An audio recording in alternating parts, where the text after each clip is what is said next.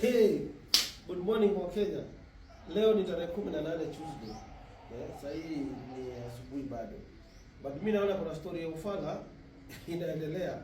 Ati sasa aje nicheke kidogo. Ati sasa wanasema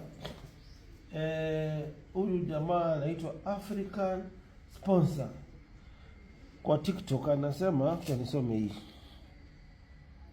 African Sponsor anasema hivi ati Sonko has just landed in Vietnam to negotiate the release of Nduta Margaret, the lady who was supposed to be executed last evening for drug trafficking.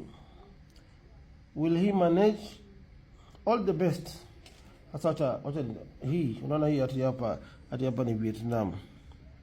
Ile picha ya jana ile hawa ma investor wa China hawa. Unaona ma investor wa China hawa ati hapa ni Vietnam. Lakini wacha niwaoneshe hapa ni wapi. Hapa si Vietnam.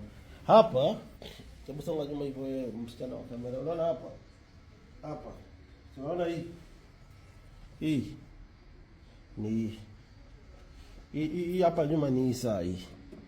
Na kwanza imeisha battery hii. Nzuri kuleta historia nimeona. Alafu unaona hizi. Mimi unaona ni hizo. Ati hapa ni Vietnam juu hawa. Kwanza hata wasio Vietnam ni wa Chinese. Unaona mimi napenda mabobish. Mabobish hizi vitu zimejaa kwa ukuta. Mabobish mimi napenda kaswa grey. Mimi napenda kaswa grey. Unaona maswag. Mimi napenda kaswa za ufala. Mimi mtu napenda kaswa grey. Haya, laya. Sawa. Sasa songa nyuma kidogo. Sasa kabla tukuje sasa kwa story ya Margaret Nduta. Hebu niwaoneshe drugs leo. Madawa. Ngoja niwaoneshe drugs hapa madawa. Niwaoneshe drugs kama madawa sasa. Haya. Sasa wacha niwaoneshe zile madawa. Mimi najua zile madawa mimi naekanga drugs. Haya, ngoja kwanza nitoe. Kuja tu karibu hapa tuwaoneshe drugs. These are drugs. Zile zinakuwa drugs kwa nyumba. Sasa hii drugs kwanza nitoe maoni yangu hapa. Hii drugs kama inaitwa Burberry. Hii ni dawa hii. Hii dawa hii drug hii ni ya sugar metabolism. Burberry hii. Tunaonyesha zile madawa sasa, zile madawa. Hii ni drug sasa. Then kuna drug nyingine ni vile nimefunga ningekula hapa. Inaitwa liver. Hii ni detox. Liver detox. Hii inaitwa liver detox. Liver detox. Unajua kama unaonyeshana drugs lazima uvae miwani. So hii ni liver detox, pia ni drug. Nafikiri Avalife ndio wanatengeneza hii drug. Haya. Drug ingine ni inaitwa Nexium. Hii pia ni drug. Madawa. Si mnataka kujua madawa? Leo tunaonyesha madawa zile Songo na deal nazo. Hii ni first aid, mwingine wote anaweza kuja. Hii ni Atiban drug bado. Kama hiyo ifanye, kuna nyingine inaitwa Gaviscon. Hii pia ni drug. Hii pia ni dawa hii Gaviscon. Haya. Bado kuna nyingine drug hapa inaitwa Mr. Zulu. Hii pia ni dawa hii. Hii ni dawa hii. Kuna nyingine inaitwa hapa Lemsip. Lemsip hii pia ni drug hii. Gani nyingine sasa sijawaonyesha. Kuna ile inaitwa Ascad. Ascad is also a type of drug. Ascad. Hii Ascad ina dilute damu yako. Ni nzuri sana hii, unakuwa nayo kwa mfuko. Ascad. Uweze kupata stroke, uweze kupata heart attack. But hapa sasa ni first aid corner. Mtu yote anaweza kuja kutaka kusaidika. Hii si drug, hii ni spirit. Hii si drug. Hii naye kama hii iliisha, hii ni first aid pia. Mtu kama anakoa. Nini nyingine sasa sijaonyesha hapa. Mr. Zulu nimeonyesha. Nexium nimeonyesha. Hii ni drug gani hii?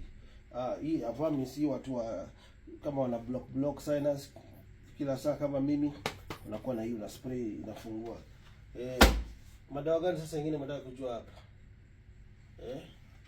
Sasa wacha sasa twende tupige sasa story ya Margaret Nduta wa Vietnam huko. Twende tupige story sasa. Twende kwa story ya Margaret Nduta. Yule alikuwa anyongwe pale Vietnam. Kuja nikupatie story sasa.